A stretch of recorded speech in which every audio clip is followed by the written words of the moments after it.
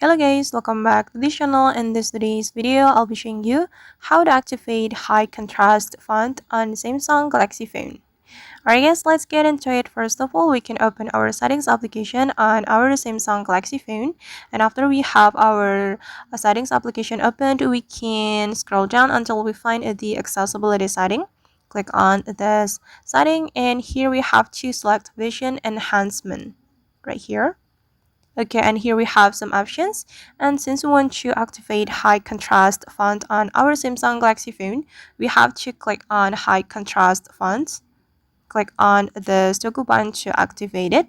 And now the high contrast font has been activated, and I'm going to show you the difference. So this is after I apply the high contrast font, and this is before I apply this high contrast font.